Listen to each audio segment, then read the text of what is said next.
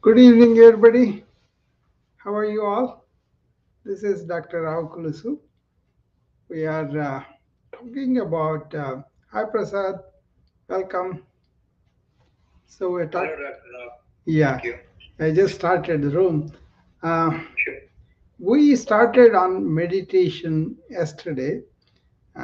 We had a rather deep discussion with one of the ladies coming in. She was talking to me about what is beyond the ordinary meditation. But I wanted to go from the beginning again.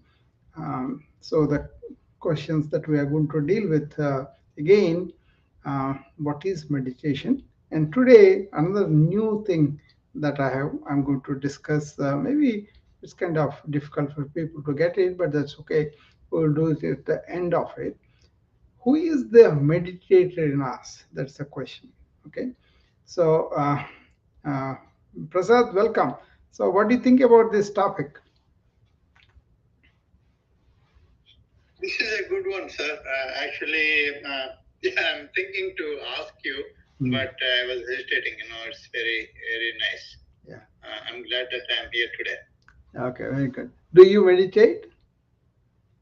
Not that seriously, I Okay, should say, I would be honest that's with you. fine. That's fine because it's just a need of the hour because of the information overload we have and all the problems that we are having because of that. So I kind of want to bring that into forth.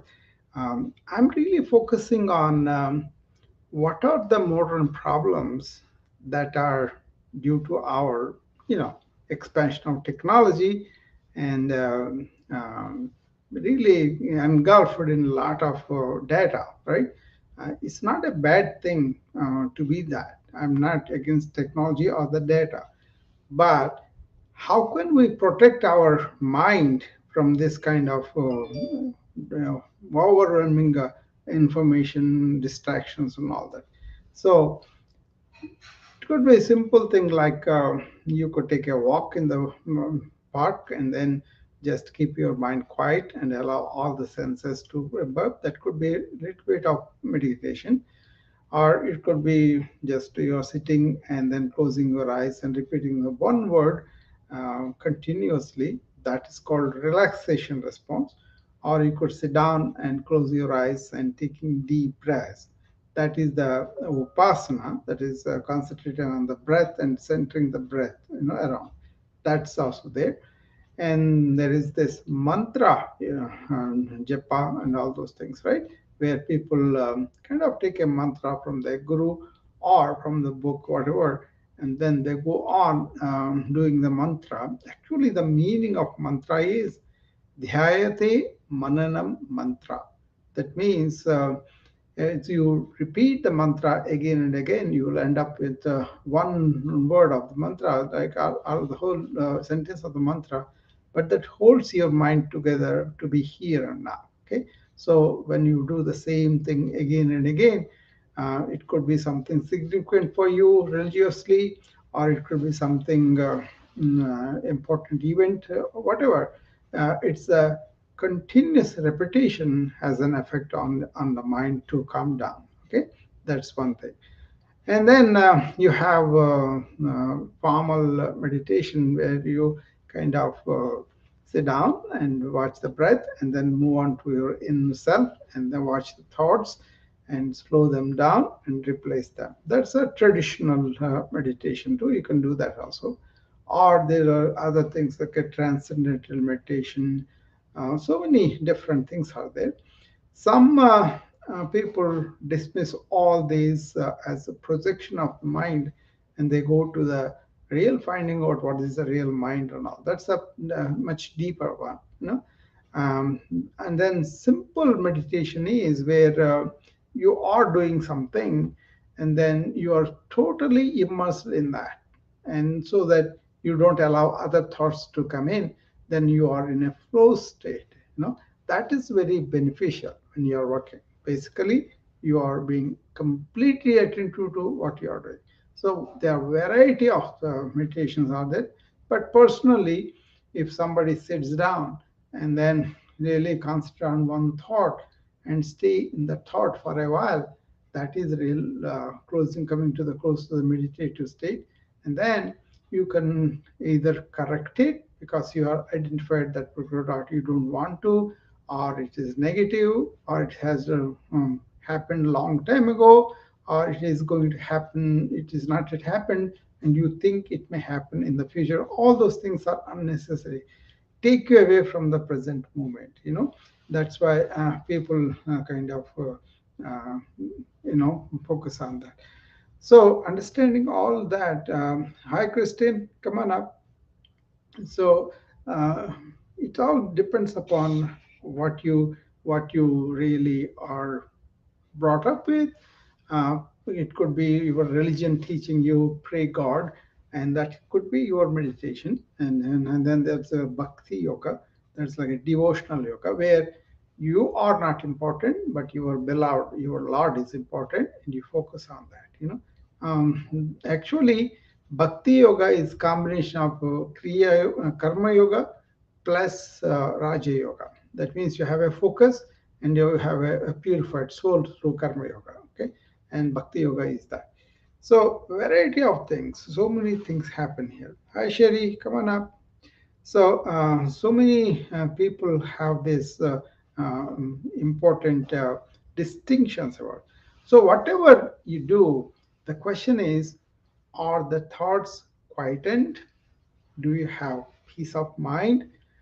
Are you able to focus on something even when circumstances are pretty difficult? Like yesterday's guest, she was telling us she was in Afghanistan for so many years and then Pakistan.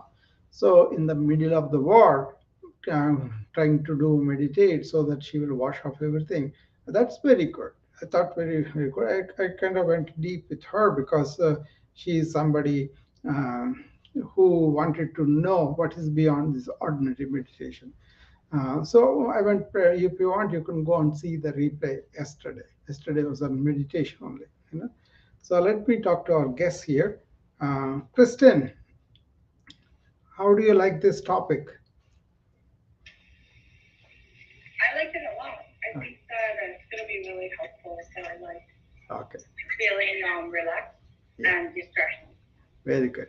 Uh, Sherry, you must be doing meditation. Tell us what you think about this. So I like meditating. I think that there's different ways to meditate. Yeah. So I'm probably very non-traditional Yeah. in my meditation because I just do it sporadically throughout the day whenever I can find that space to clear my mind and try to regroup and get regrounded. So Very good. I think Okay. there's different ways to do it. There's no, well, there probably is a right way, but I don't think there's a wrong way. So I don't know if that's right or not, but that's how I feel about meditation.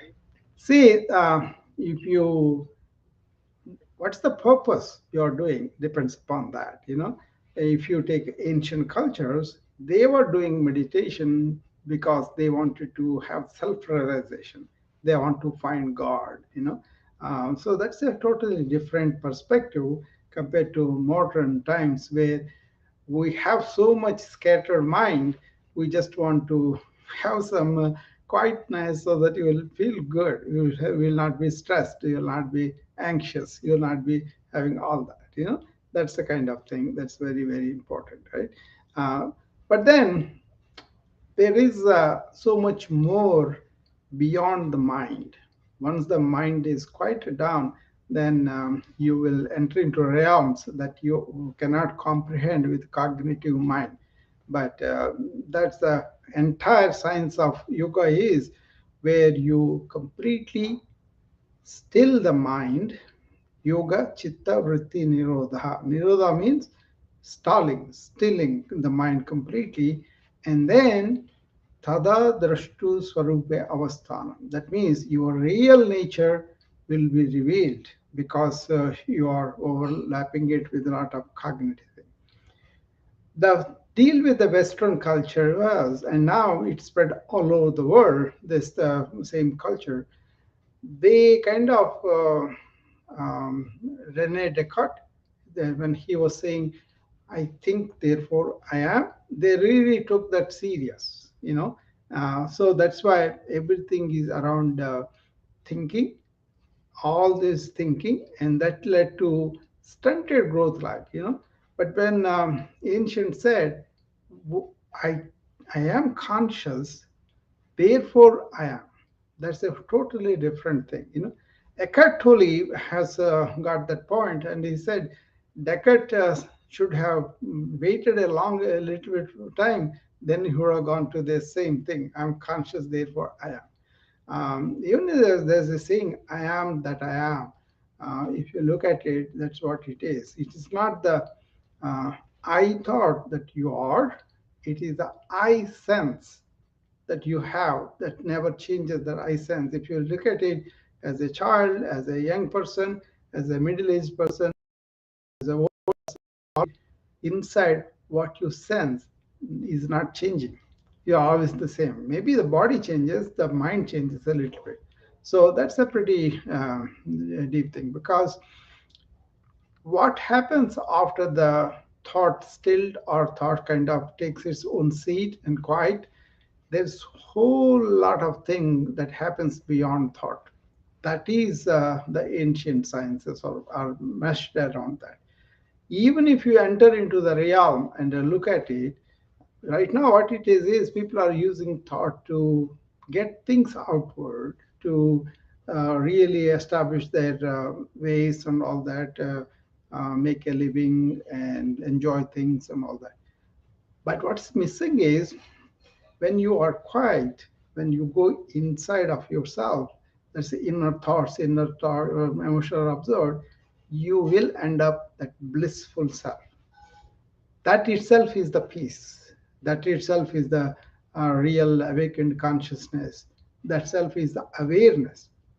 That itself is the happiness. So totally different concept of pursuing happiness outwardly versus realizing that we are happiness itself. So it sounds crazy, but actually once you go into it, it makes perfect sense. And then the reward is, you will be blissful and joyful without doing anything, or in the presence of difficulties also you can be blissful and joyful. Tap into that. And that is the injustice, I think. We were the joy thing, instruction when we are very young, without being absorbing so many impressions in the society. That's the conditioning by the parents, by the school, by the culture. We all go through the conditioning. And then we want to take off those layers one by one. So just because you know a few facts, you think, I know a lot, but that's not real knowledge. Knowing yourself is the highest knowledge. That's what they claim to the ancients. So it's up to each person to find that out, to really explore for themselves. It's not a theory, it's not something mechanical somebody can give it to you. You got to take a journey with yourself, by yourself, and you do it not by your intellect or your senses, but your intuitive awareness. You got to feel and realize that. So that is the caveat. That's a big thing, because most of the system is about achieving something outward, or learning by reading some things and all that. But then there's no book as such to know this inner self. There are indications, but then you cannot take them literally. You got to do on your own. But let's come to the modern times and why currently the meditation, I kind of think is something that should be understood, should be practiced too, because the modern times as they are now, first of all, we are all very divided, say, country wise, religion wise, sex wise, and within the country again, the people who have money, who don't have money. And so there's a lot of distrust, lot of hatred, lot of enmity, all that going on, right? So even the friends cannot work together for a while, and then even the family members cannot work together, and they will be fighting for things that may not be needed at all. So all the problems, and then this problem with the ego, I thought, creating a false image of ourselves, and we taking that and then we operate from that. Okay. So all these things point to increased mental illness, lot of strife, because people are egotistical and they go to suppress everybody to boost their ego. That's really evident with the elections, with the people that are coming in, or the corporate leaders, or the government people, or the religious people, or the so-called spiritual people. They can all be high on the horse, thinking that, oh, I'm so enlightened. So I'm going to give you mantra for $10,000. You take it and go. That kind of things I have seen. So there's a lot of mischief going on. But if you look at it as a educated person, as somebody who is working for your livelihood or building something because you want to contribute, whatever you do, you would like to have a silence or kind of quietness within so that you can work better. Not this manufactured dangers that we have. We go to a corporate office, then there's so many politics, so many people, so you got to be on guard not to be falling a prey for those politics.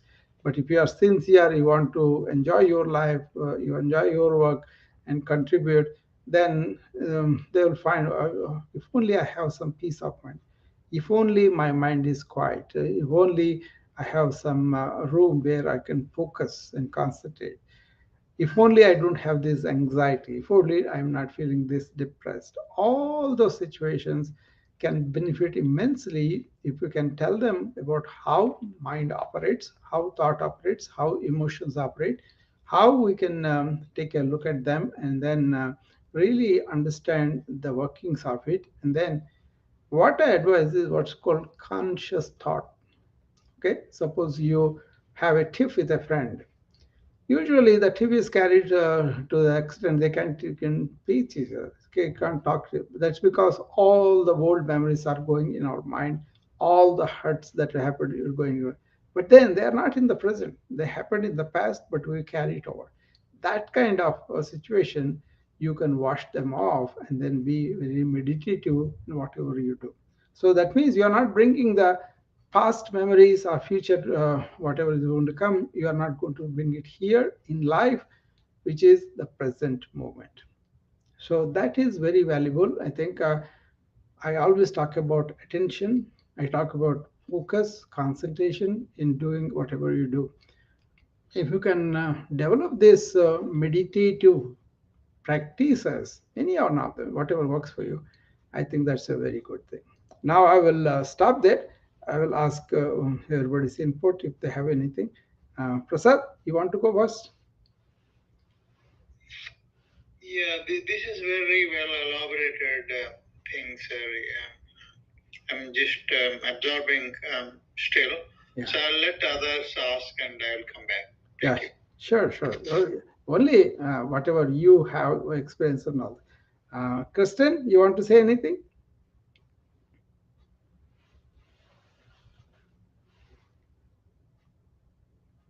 Maybe she is busy. Sherry, you want to say any comments or any your experience you want to tell us? No, I like when you said that we have to find the happiness within. There was a comment that you made that Yeah, I had shared, yeah, and it was just the idea of finding our own happiness yeah, and not, externally yeah, creating it, right? But yeah. creating it from within first. Yeah.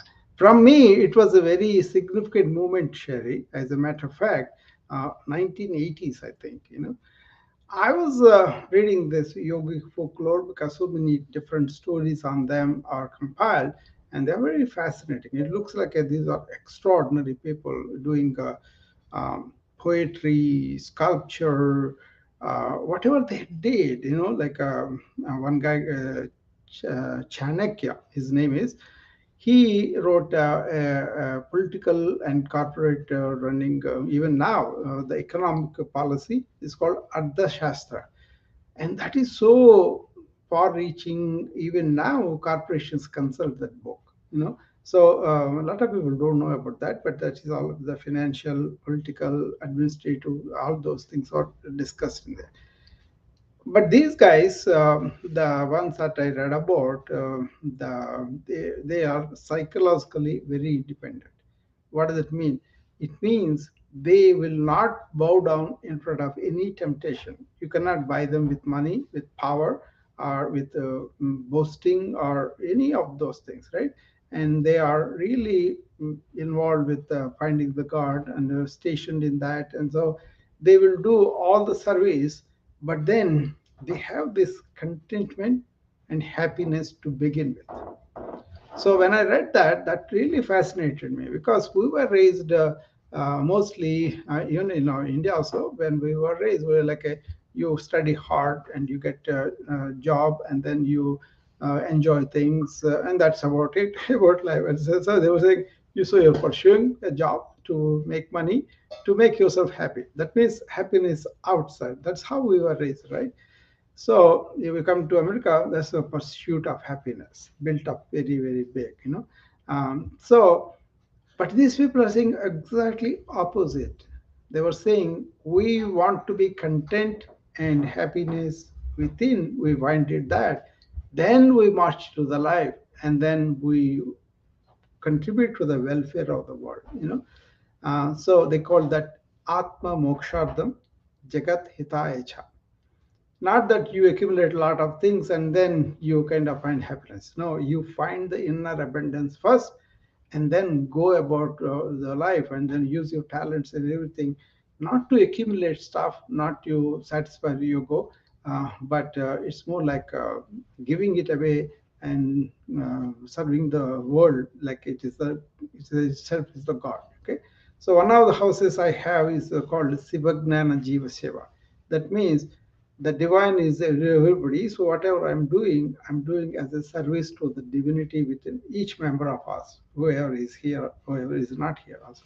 So that's the thing I wanted to remember. I wanted to convey to my friends. That's why I created a house on that name. Look at the audacity. I could do those things. But there was a meaning, good meaning too. Basically, these poets, one guy wrote 30,000 poems, and then some of the films are still popular now. Okay, I also listen to him. And then there was once one sage. He traveled up and down India several times walking. You know, and then he was kind of creating enormous literature, and you should see the things he has done, extraordinary. So I was kind of know that these people contribution was very significant.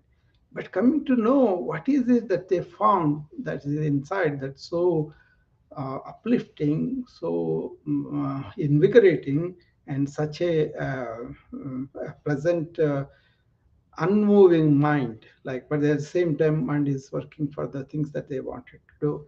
They were not really taken by superficial sorrows, anxieties, and all. Even in death they were kind of very somebody dies close to them, they were kind of very impartial and all that. So they have control of their emotions, control of the thought, control of whatever distractions they come. They are control of the. They first set senses control, mind control. These two are have them, and then they are rooted in this stabilized wisdom, and that's why they were so peaceful and peaceful. They enjoy this permanent stability of the self, that is the consciousness and all that. Whereas they can easily take away the livelihood or anything you can take away, they don't care really. So that kind of thing was there. So I was fascinated by it at the time. But then, fortunately, I found out that what they are talking about is true and it is possible for us. Only thing is, we got to go beyond the mind, then we will understand what it is. So, that happiness within, if you don't find it, you may find simple pleasures, but they don't last long. Like you have a new car, we are related, we are happy, and but few days later, it will wash off.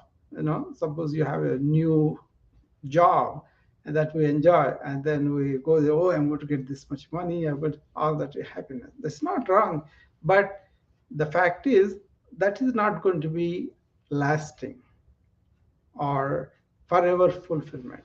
So these ancient systems, when I studied, what it is they are the solution for having this forever fulfillment or lasting fulfillment, and really overcoming or transcending sorrow.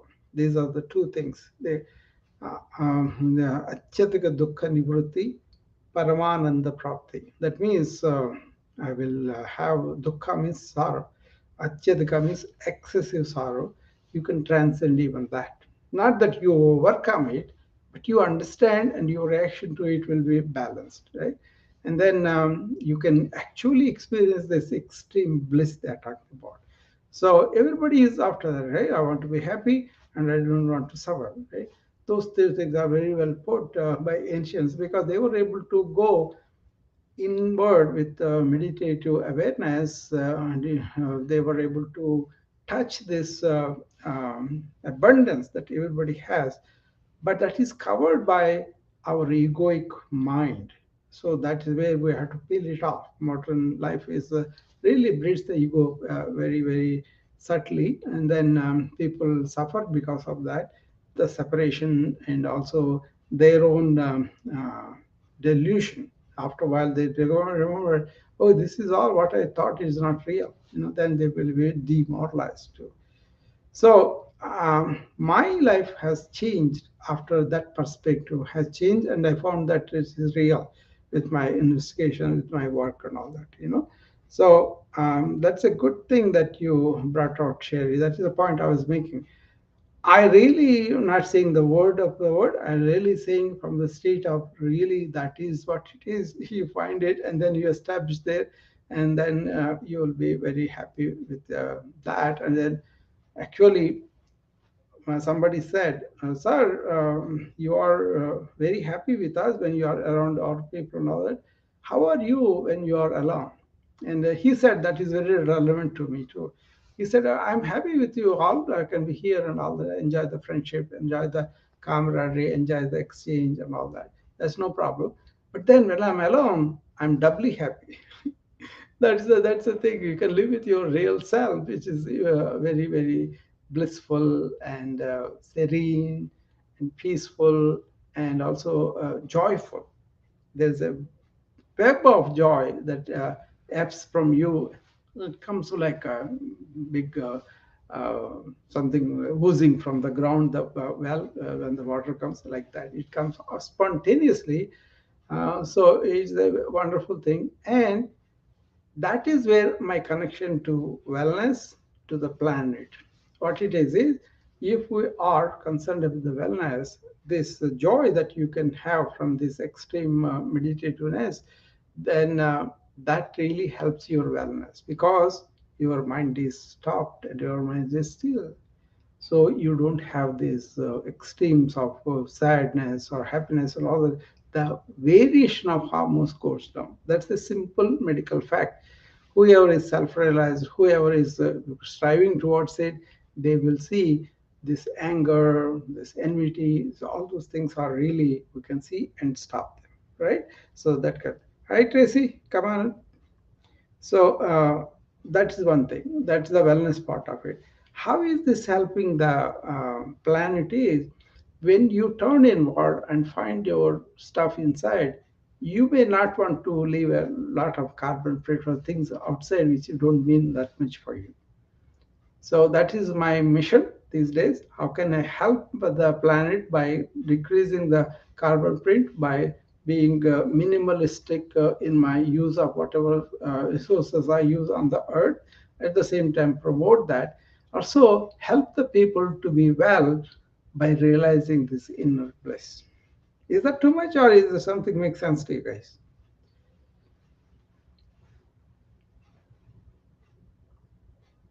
Anybody? So anybody can respond.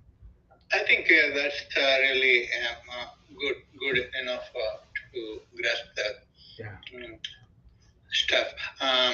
Coming back to my pending question, I started wondering. Okay, you talked about three, four types of yogas. Yeah. Um, and I'm trying to trick your soul on this. You have tried all these things. Which one do you think is better suited for you? And in general context, you listen to people like me asking several questions day in and day out, and especially in the fast-paced things, which one? No, I'm not trying to prescribe anything, but which one would be a good one to begin with? Two Okay. questions. Before I answer that, I want you to answer me this. What do you think yoga is? Yeah, we talked about this, right? Gathering of a mind and controlling your other external thought processes plus emotions, and come to a mindset of stand still and focus on that for a reasonable time to begin with, at least to continue and increase the timelines. Yeah. And stop thinking about anything. It's not stop thinking, it's understanding what his thinking is and going beyond it. But what is the real yoga? That's the question.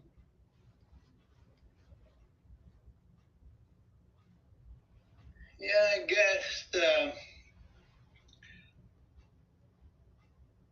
This okay, Prasad, that's okay. Yeah, I'm struggling to put out words. No, So this is like a forgive me for that. this is like a lot of mistaken idea about what is yoga. That's kind of unfortunate, because people think I'm doing this asana. It's good that you have to maintain the body. That's no problem, but it's a much deeper thing about yoga. Human beings are, made of body, made of the mind, and more. We get this awareness. We are aware of things. We are aware of the past. We are aware of the future. We are aware of what we are seeing, what we are talking, all that, right? So without that awareness, our body and the mind are not animated. Okay? There is awareness in us, but actually there is a universal awareness that goes through the entire people, animals, plants, and all of that. Really understanding we are part of that awareness, and just having that union, understanding of that is the union, not like your individual soul merges with that. No, you're realizing that I'm part of that universal consciousness. That is the blissful thing. They called it Sat Chit Anand, right? To be the Satchit Anand from this separative self we think we are, that is real yoga. Okay? To come to that, they did not say that you got to do all these things, but you have to have the dispel your ignorance that you are not that. You think you are separate individual human being, right? That is the ignorance they talked about. If you can squelch that ignorance, then you can establish. What is the difficulty for that? You want to try to do that, then you say, okay, sit down and focus. They said, sit down and do the tapasya, which is the meditation and all that, go inward. You cannot sit down and concentrate. Why? Because your mind is dirty. Your mind is having lots of desires, lots of thoughts and experiences and all that you cannot quell. And that's why you are having. So the formula is this. If you want to clean your mind, you got to go to the unselfish work where you really feel good and you are doing that. That is the karma yoga, unselfish work. With that, you are cleaning the lake. Then you don't want any movement at the top of the lake so that you can see within. That means all the lake should be still on the top layer. So mind is also has to be still by meditation. Once you are pure and also have this clarity of not having any thoughts moving around, and then you will be able to really understand who you really are. That is the Jnana Yoga. So Karma Yoga first, second is Raja Yoga. Karma Yoga plus Raja Yoga combined in Bhakti Yoga. devotional where you have a focus, idol or something that you, whatever you use, and you also are unconditionally, unselfishly worshiping the Lord. So Bhakti Yoga has the combination of them. If you are not really believer, you don't have faith, then you can do Raja Yoga, which is the concentration yoga. You kind of make your thinking become still and then not really moving. And then once you are desireless, your mind is. So there are three Sanskrit words. Mala Vikshepa Avarana. Mala means dirt in your mind. You want to get rid of that, but that Karma Yoga. Vikshepa means scattered mind, thoughts going all over. Most of the moderns we are like that, right? And that's why I bring this topic of meditation so that they can catch it and they can put it in their daily routine so that they can. I can give you very simple things that you can do. But if you don't value that, if you value more of accumulation of things, going after the money, then you're going to lose the focus and all that, right? But if you offer your services as something like a real service, then it becomes automatically selfless work. But that is individual choice, what it is. Then you kind of focus, and then you kind of know who you are by going after that internally. Don't read books, but with your experience you go. So that is essentially what is yoga is, where your mind is calm because it has no dirt, but it can focus, and the mind is calm. What you are, your real nature, reveals itself to you. Okay, and that's the thing that I wanted to say about that. There's much more complicated thing if you want to know into that, but that's briefly.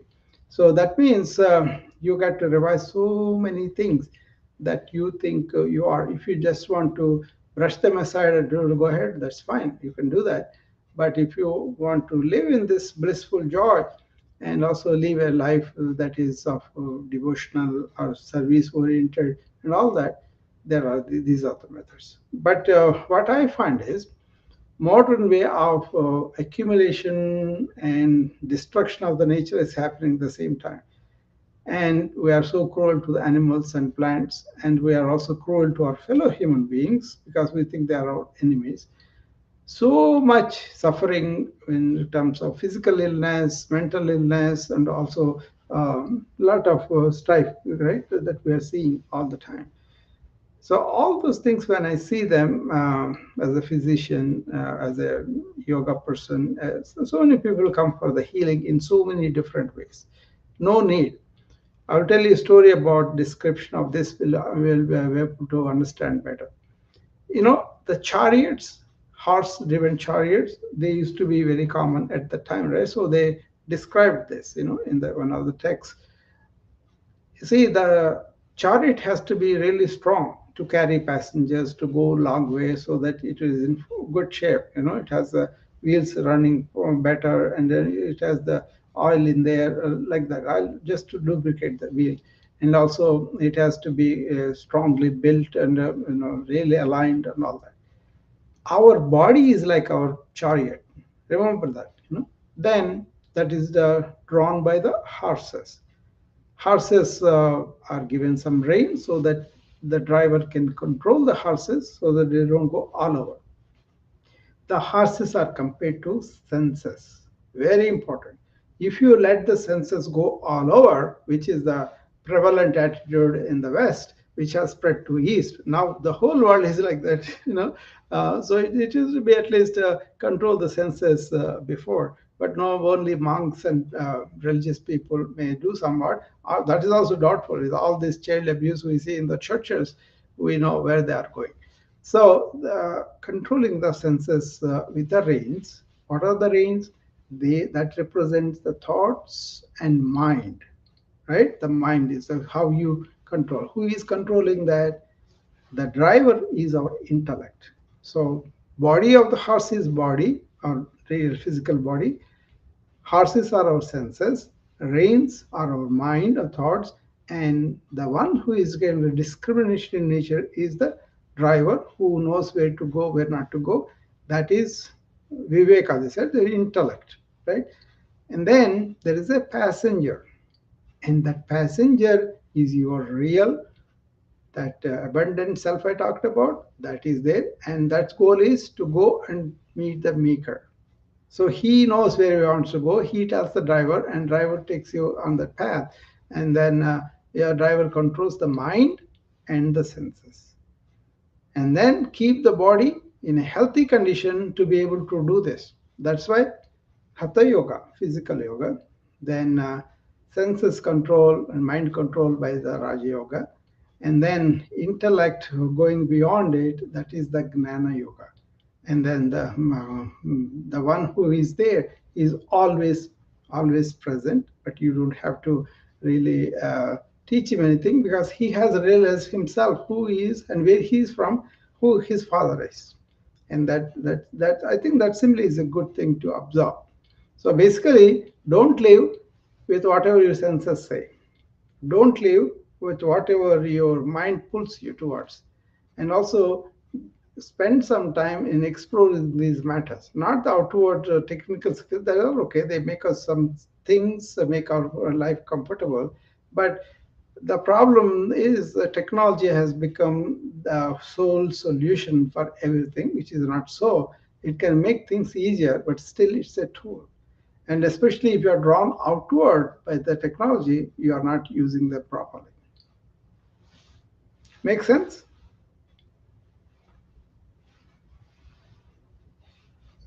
Yes, sir. Thank you so much. Yeah. Hey, Dr. Rao. Tracy. How does one know when they have reached self-realization? I ask this question because for me, Yeah. I've been on a quest for a very long time. And every time I think I've gotten the answers to life and things make sense, I realize that there's so much more to learn. Yeah. So when will you say that you have actually, or do we actually accomplish self-actualization or realization in this lifetime? Oh no, you saw so many people who have self-realized, and who are in life situation, they display qualities. Those qualities are, they look at everybody as equal, right? They don't identify somebody separate from them. That means oneness. They really live in oneness, and then their mind doesn't react to pain and pleasure differently. They will be stabilized in that, and then they don't have this attachment. They are more detached to everything. That's not important. Even the kids also, they kind of raise them, love them, train them, but they don't get attached to them, asking them to do things. Okay, I'm describing those people, not everybody. Now, it's not a bad thing if you are attached and all that. That's okay, but I'm talking about these people who are self-realized. And then they have the chief thing they're operating for them is called indriya nigraha, sense control. If you allow the sense to be controlled and turn inward and really study your own thoughts, your own thing, first of all, you have to get over that false image of I thought, that is the ego. Once you realize that, then it is 5 minutes job to realize who you are, your true nature. But most of the time, it's all mind playing on itself, games on itself. First of all, the question is, we always say I land, I this, and that. So who is that I? Is that a real I, or is it something that we manufactured? So I put a comment today. I think this is very relevant today in my Conquer Burnout Facebook group. It goes like about the personality or the personhood. Person can never be free, but you can be free of the person. You understand? The personality we think we are, but you can be free of that. But that personality can never be free. That's a big deal in all the societies now, because people are identifying with the egoic nature. Ego doesn't mean just you have pride and all that. Ego means that you are identifying with a false image. Actually, persona, the term came from, I think, Greek or Latin people. They were playing the dramas and they were using masks to portray that character and speak through the mask. So, persona actually means a mask. So, you are assuming a personality of somebody else through that mask.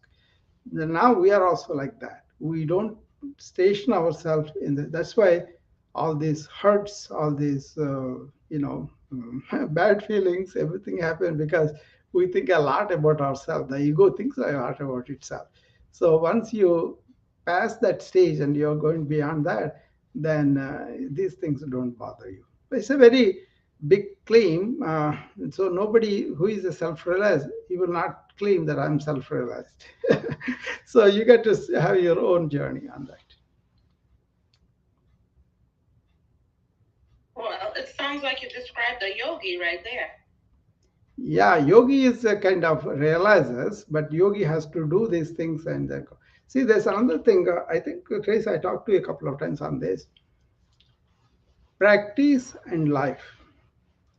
Is the practice different from your life? That means you have certain hours that you do these practices, but when you go to life, you are interacting with people, you are doing job and all that, you don't have any effect of this practice on your life, then you have separated practice and life.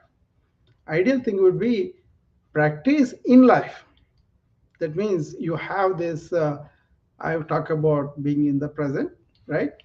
When you are going out and doing something, you see whether you are in the present or not. Don't worry if you are not, but the noticing it at the time is important. Then immediately comes to, oh, I am slipping out of the presence. I am going into my thoughts of past. I am projecting my mind to the future. Then I'm not in the present.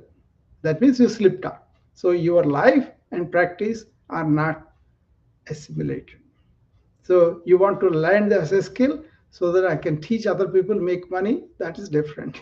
You want to learn the skill and then you're living it. You cannot trick yourself. If you want to deceive yourself, you are deceiving yourself, nobody else. But the more honest you are, the how you are in life and what you do learn. That's why they said in Vedanta that this thing comes up. They said, first of all, you listen. You something, you hear something, and all. Don't come with the opposite clever argument, clever thing that you have. Nobody cares about it. What you say is not the thing. What you are doing in life is the thing that people follow, right? So, first of all, they said Shravana. That means listen to people, put your ego aside, and then listen to maybe what they are telling me. Like, I listen to the old folklore, how these people felt the happiness within, and what was that. I didn't say, oh, this is all nonsense. I didn't say, I know what they're saying makes sense. It didn't feel real to me. I had to go and investigate and then really operate in the life. Then I kind of, I think probably I'm blessed that way, but that's good. I'm only finding the happiness within all the time, right? So, Shravanam is the first step. Listen. That means get a grasp of what they are saying, understand what they are saying. Then don't believe them, don't trust and believe them. You got to take the next step, which is called mananam. That means you think on that, you question that, you doubt that, and you go to the far ends to really meet the truth. And eventually, you may not meet the truth. You may just say, "Oh, this is what I know. This is what this study said. That study said." All that kind of thing. And then you, in your life, you may have the intuition, "Hey, this is really good. This is what it is." But then you don't allow it to come because your ego is saying, "Oh, I know better." Okay, then you arrive at the truth. You listen, you understood, you question, and then you are there, right? Then what happens? You got to allow that to come into your life. That is called nididhyasana. So these are the steps that they took it very seriously. and then they made that easier for people to follow. But one thing is, you got to take your own journey. Don't judge anybody, even if you have some things working for you. Oh, what's the big deal? You are the same as other person, so you don't have to allow the ego come up and say, oh, I'm bigger than that person, I know better than that person, compared to this. So one of the things I see lots of time is they come, oh, other people are like this, Dr. Rao. Oh, other people are doing like this, everybody does this. That is a defeatist attitude, because that's not about other people, it's about ourselves. So put it aside, let them be whatever they are, let them go in their own path. Let us focus on our interior, our inner growth, our understanding. I think that will be healthy.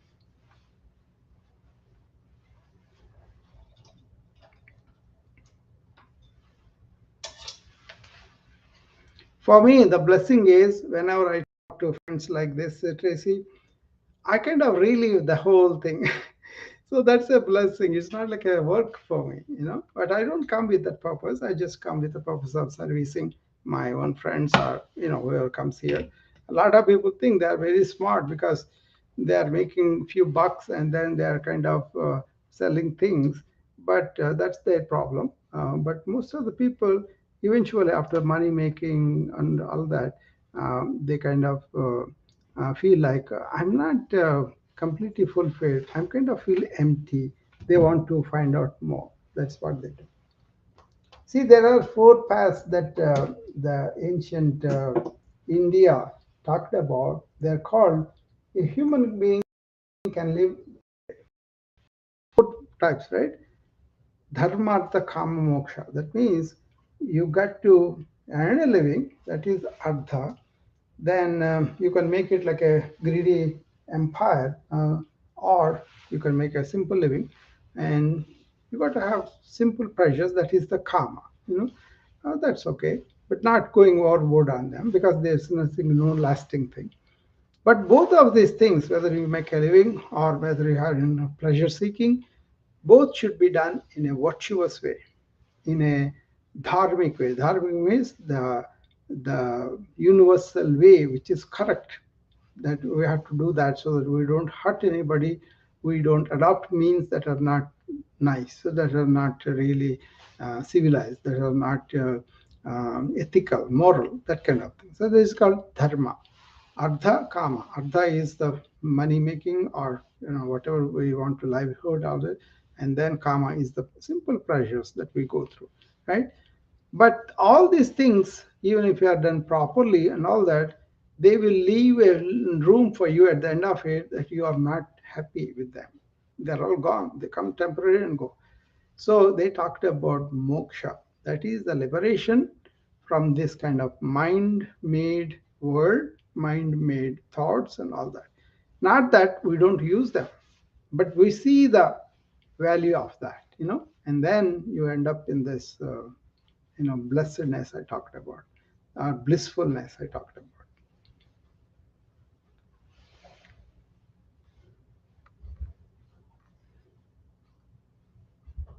So we're coming on to the hour, another 9 minutes left. Any comments, questions that I should address? So someone like Sadhguru, for example, who Mm. is supposedly self-realized and using his the knowledge of Yeah, yoga to make money. yeah. What did I say? If you are really self realized, you will not say, I'm self realized.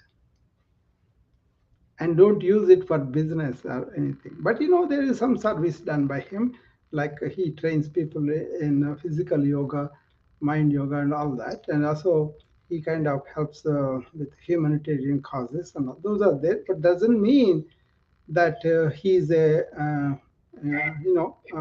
all that realized soul and all. I know people who are self-realized and how they are, and for them, all this wealth, all these luxuries, all this fame, they mean nothing. They actually live anonymously, and they are happy with their own inner joy. and they don't need all this acclamation or people really acclaiming them or praising them. None of that means anything for them because they are psychologically independent of all these things. Okay. Usually, I don't take any particular names because that's their business. Actually, let them do what they want to do. But what I am doing, that's what is important for me. I just share that these things are there. At least calm your mind every day, twice a day, and then really develop this powers of your mind of focus and concentration. Then you will lead a life that is. But then it all depends upon where you are in your understanding of life. See, one of the things is they talked about this quite often. Humanity as a whole is kind of pursuing things that are very temporary, and also they kind of have this obsession with some things to be improved outwardly. But it's really important to understand it's not enough to live a selfish life, but it is important to contribute to the flow of life. So you can make an effort to come and talk to people about some of these simple things that can make their day better. And in the long run, it will. So the deeper they want to go, the deeper we can go on this. But then we don't. That's not the idea. The idea is a lot of people bring their pain points like suffering and all that. For example, I'm talking about proactive wellness. I want to do a wellness summit, so we could not do it this week. But Rocky's room, they may do it later on. Then I told them, call me, I will come and participate. Um, so, what it is that proactive wellness means that you give people tools from the modern scientific advances and also ancient, worked out, really evidence based hacks they did for especially for the mind and the heart. They are very very important, like a self-realized person, even person who is attempting to go there can have this blissful peaceful inner self that kind of really helps you with a lot of endorphins, a lot of good hormones, not the stress hormones. So that's like a valuable antidote. To do all this, you get to understand, okay, how can I nourish my body? How can I keep my body fit? How can I? So you start where you are, and then you slowly do that. That's where my wellness club I was talking about. Come and learn about the ways of wellness and do them slowly, steadily. That way you feel physically better, mentally better, and then you can do your self-realization thing, all those things later. If you are ready for it, that's fine. If you are not ready, at least improve your body and mind, and then realize I'm much more than body and mind, and realize that. So that is what ancients did, and we want to do this proactive wellness because I'm not like a regular doctor who just gives you prescriptions. I talk about much deeper understanding of our healing through better metabolism, through understanding molecular biology, and we know that knowledge now. We have supplement role, we have vitamins role, we have a lot of good hormones we're coming to know. We know what's called psychoneuroimmunology. How you react, how you feel, how you think affects your immunology. That is neurology. So we know that from the neuroscience also we know that. But if you reduce everything to mechanical body, mechanical mind also. That's the problem with the modern medicine. The way they are practicing medicine is more like a reductionist.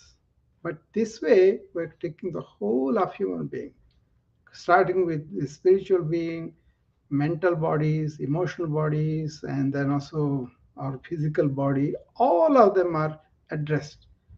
Like you remember that chariot I told you? That makes a lot more sense to me.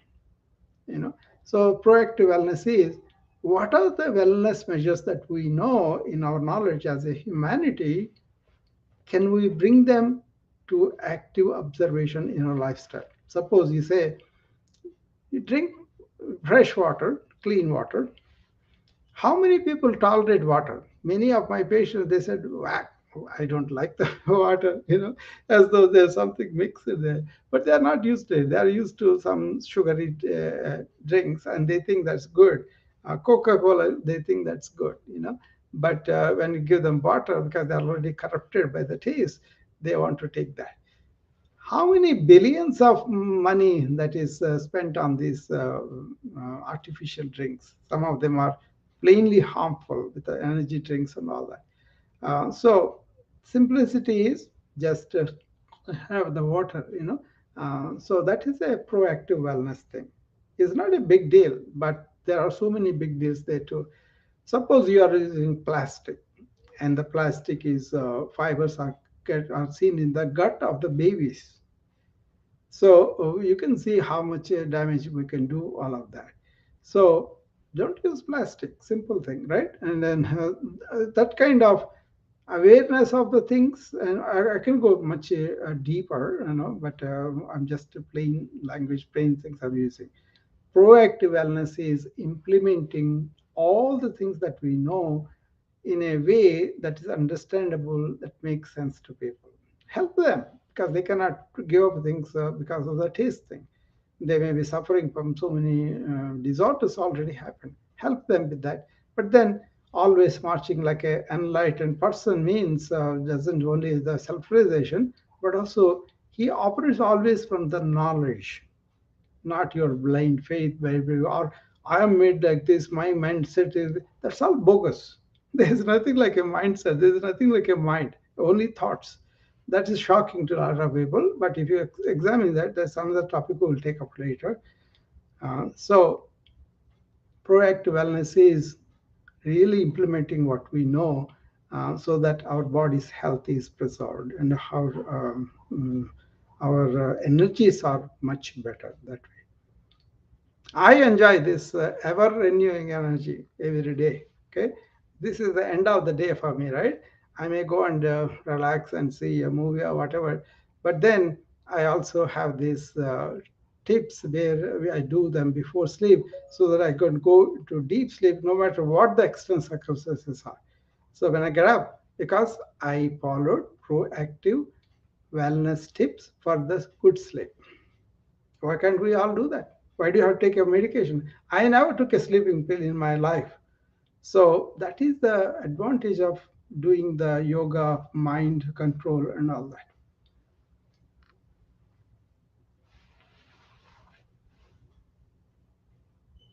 All right. We were supposed to talk about who is the meditator, but that's a big topic too. So you sit down and you say, okay, I'm going to meditate. But who is that you are saying I am? You get to transcend that.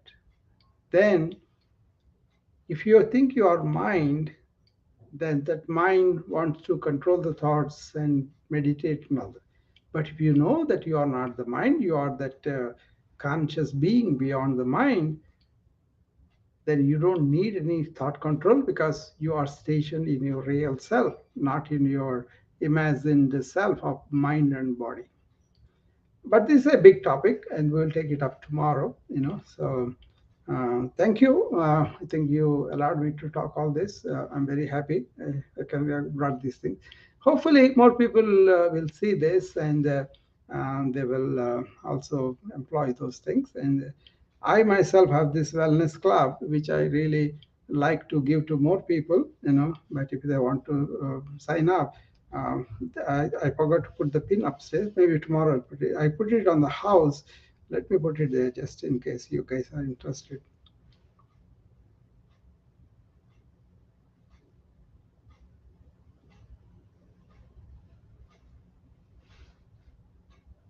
Give me 1 second.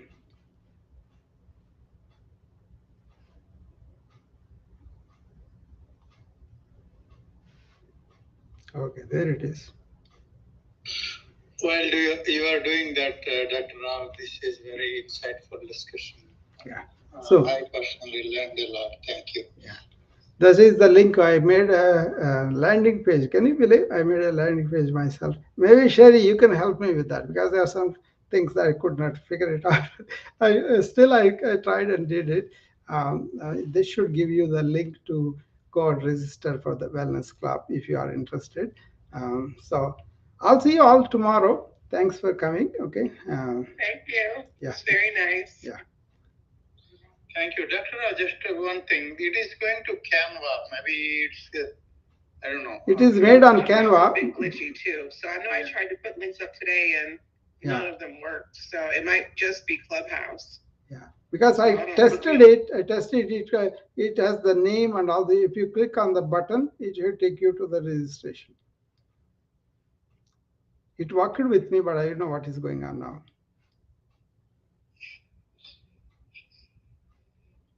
Yeah, basically go to my okay. When you open that link, the button that is there, and then the link goes. Yeah, it is going to my website. Yeah, it worked for me. Maybe it's my Canva. I don't know. So we'll find out. We will go to the simple. See, these are things. Even though they are tough for me, I don't have the impatience to give them up. I kind of stay with them without any pain or anything, any frustration to get these things done. So that's my secret of learning a lot of new things. Okay.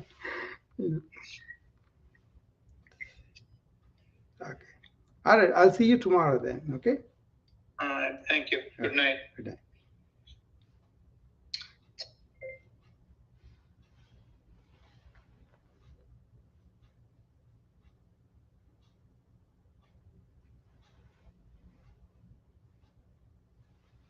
Okay.